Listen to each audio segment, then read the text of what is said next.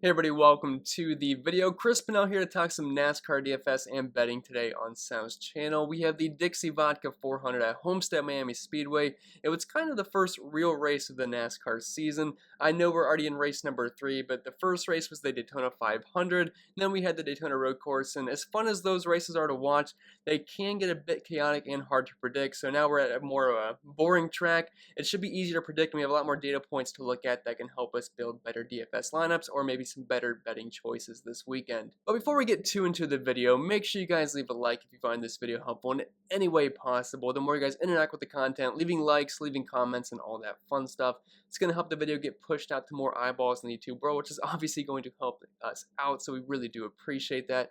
And if you haven't already, make sure you hit that subscribe button. There's a lot of good content that comes on the channel each and every single day or each and every single week, depending on the sport. I know we just come on here for NASCAR, but Sal covers NBA each and every single day and other sports as well. Then there's MMA content, so a lot of good stuff on here, so I don't think you'll regret hitting that subscribe button. You might as well turn that notification bell as well, so you don't miss out when any new content is posted on this channel. And lastly, we can't forget about the sponsor of the show, SuperDraft. It's a newer site, but we love the things they're doing over there, and it's a very fun site to play on, as their multipliers create a different strategy when creating lineups compared to other DFS sites.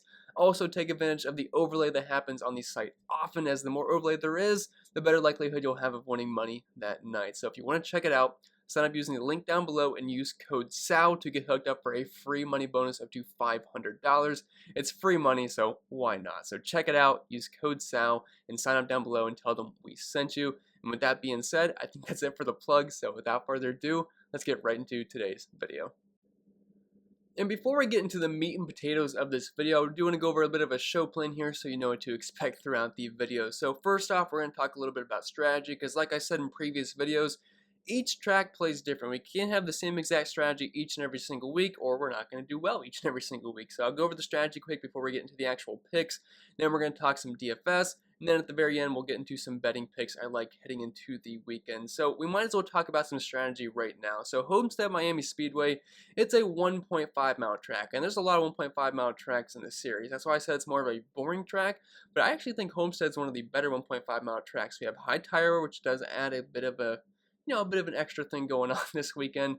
And also, it's a pretty steep track as well. So the most comparable tracks to Homestead are Atlanta, Auto Club, and Darlington. Those are your high tire wear intermediate tracks in the series. Then if you want to add the other 1.5 mile tracks, we have Texas, Las Vegas, Kentucky, Kansas, Charlotte. I'm probably forgetting a couple off the top of my head, but there's so many similar tracks, because there's a lot of 1.5 mile tracks and there's a lot of intermediate tracks. But for the most part, you want to look at tracks that are within that like 1.3, 1.5 miles, and maybe even 2 miles in length if you want to throw in Auto Club and have high tire wear. So those are the similar tracks we're going to be looking at.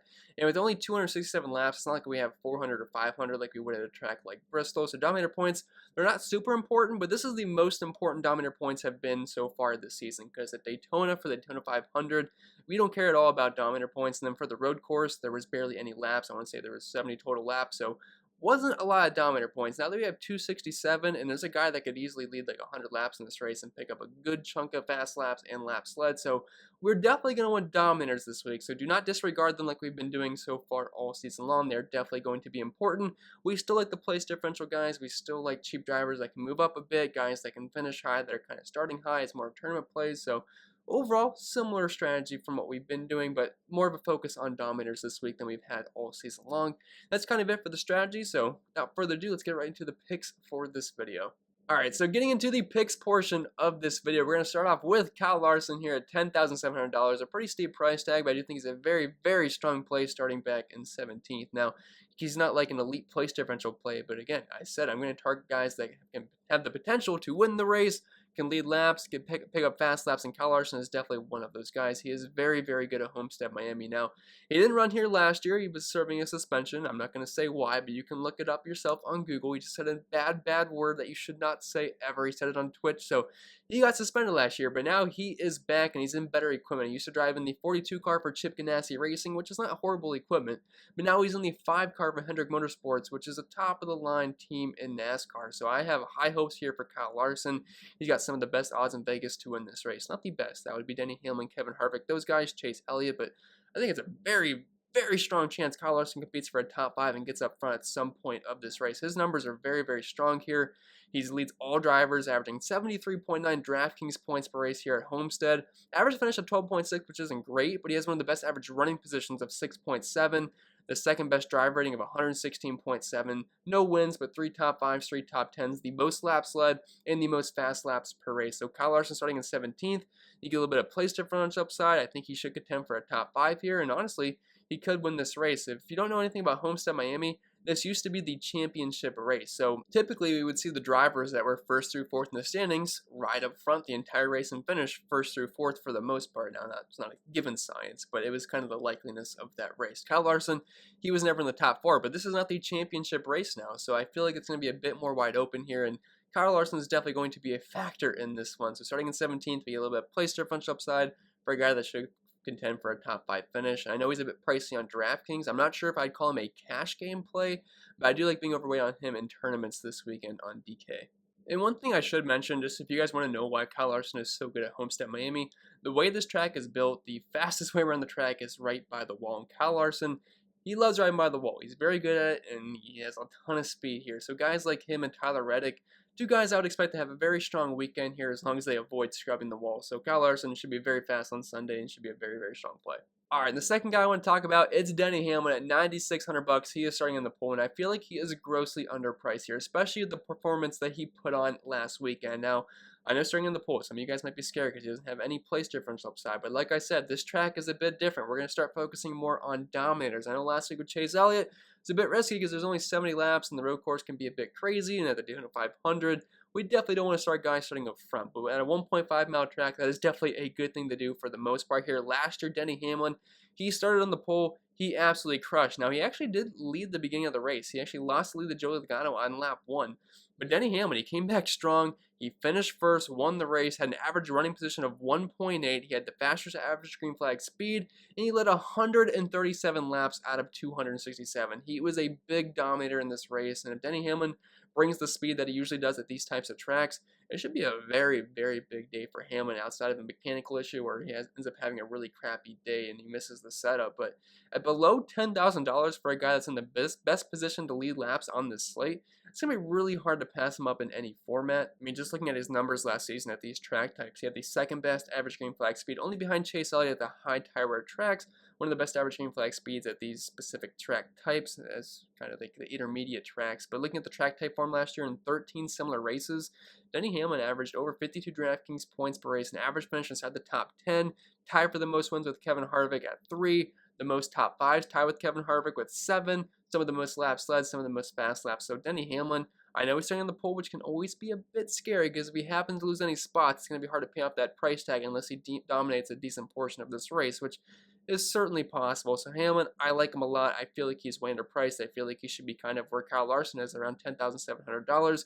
He was one of the best drivers last year, brought a ton of speed. So Denny Hamlin, I like him a ton below 10,000 bucks. All right, so now diving into more of the mid-range here, we're going to start with Matt DiBenedetto at 8,800 bucks, starting all the way back in 37th. There's only 38 drivers, so the worst thing he could do is lose one spot in this race. Now, this is not a full-on place differential race, but Matty D's a guy that should be a top 15 contender. Last year at similar track types, he had an average finish of 14.4, and if he just happened to hit his average of 14.4, we're talking close to 55 DraftKings points, assuming he can pick up like a fast lap or 2 throughout the race. So Matty D starting all the way back in the field for a guy that's in pretty good equipment, because if we look at his numbers specifically at Homestead Miami, I think that's a bit of a waste of time because he used to be in really junky equipment. Now he's in the best equipment that he's ever had. He's in the 21 car for Wood Brothers Racing, which is pretty much a 4th Penske car. It's not quite up to par with them, but it's a pretty darn good car. So for a guy that should be a top 15 contender, I know he's a little pricey, close to 9,000 bucks. I normally wouldn't want to play Matty D at nearly $9,000. When you're starting all the way back in 37th, he should be close to 50 DraftKings points as long as everything goes his way like it normally does during a race. So I like Matty D. If you're looking for a really safe option here, a guy that can just get you a ton of place differential points, do not expect him to get up front and dominate. But if you want a nice, safe floor play with a pretty high ceiling as well, now he doesn't obviously have that kind of ceiling a guy like Denny Hamlin does at a similar price range, because Hamlin, if he ended up leading like 100 so laps and got close to 100 fast laps, he could easily score 100 DraftKings points. Matty D's kind of capped at around 50 to 60 points, but the floor is very, very nice for Matty D this weekend. And I think that makes him a pretty strong cash candidate. All right, now this next guy, he's going to be very, very popular this weekend. When I saw the pricing on Tyler Reddick, I was like, DraftKings, what are you doing? He's going to be so high owned this weekend. I mean, he should be the highest owned driver on the slate because it's going to be very hard to pass him up. But it's Tyler Reddick, $8,500, and he's starting all the way back in 35th. Now, this is not a big name driver, but he's a very talented driver. And as a rookie last year, he absolutely crushed Homestead Miami. Now, that's not a surprising thing because he was very good there in the Xfinity Series. And I was talking about Kyle Larson earlier. I mentioned that he's a very good wall rider like Tyler Reddick. So now we're talking about Tyler Reddick. He's a guy that's very good at riding the wall. He did that in the race last year. I think it was in June.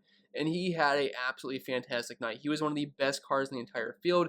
And that's saying a lot because the guy's a rookie, making his first Cup start at Homestead, and his equipment's not that great either. He's in the 8 car. It's not like he's at Hendrick Motorsports, Stewart Haas, Team Penske, Joe Gibbs, whatever. He's in the 8 car, Richard Childress Racing.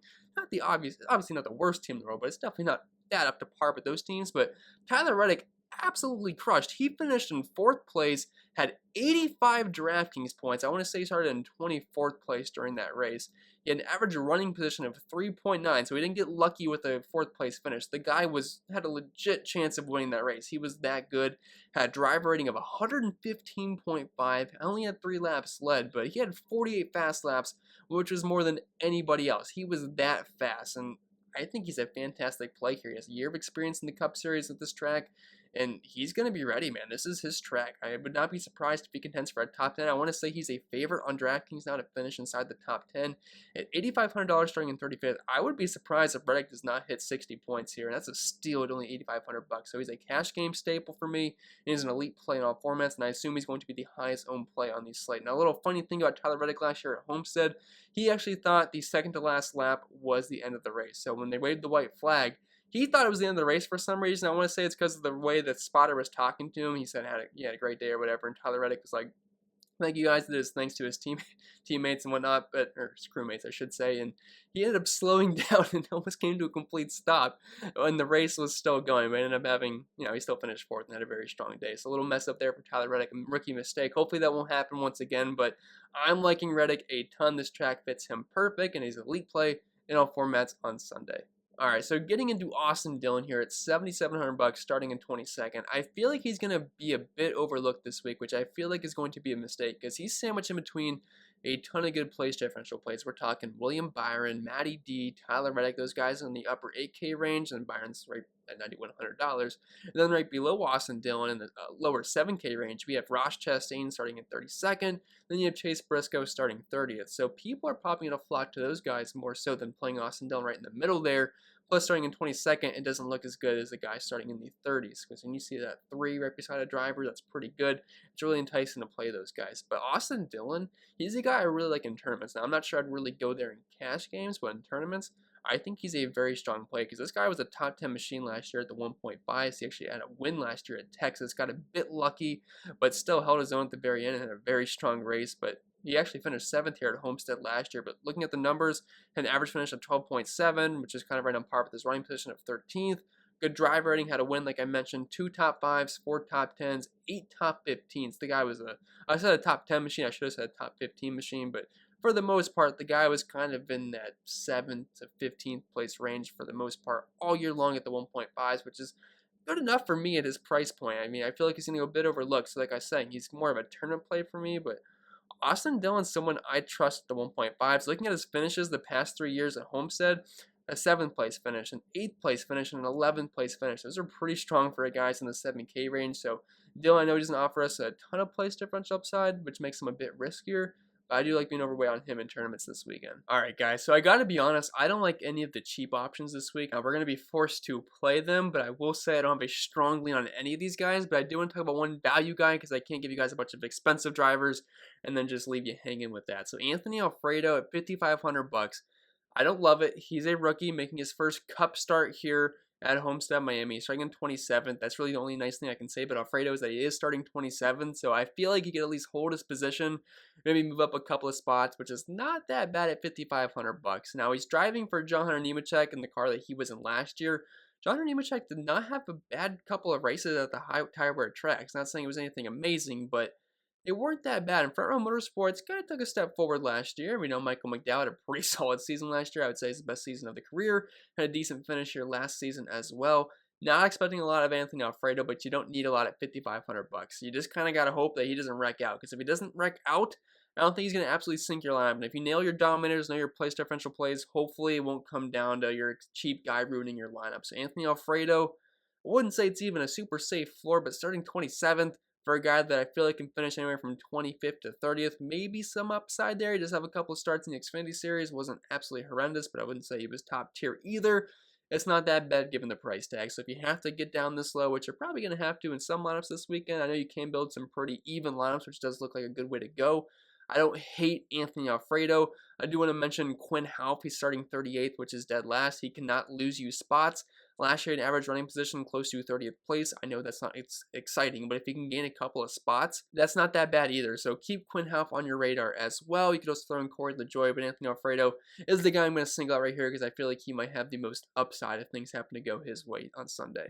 Alright, so before we get out of here, I want to shift from the DFS portion of this video to the betting portion of this video. So just looking at some of my favorite bets that I was glancing at the DraftKings Sportsbook, one number that really stood out to me was Ryan Blaney's chances to win at being plus 1,600. I know this isn't necessarily his best track, but Ryan Blaney in my power rankings was the best 1.5 mile track driver last year. The guy was absolutely phenomenal.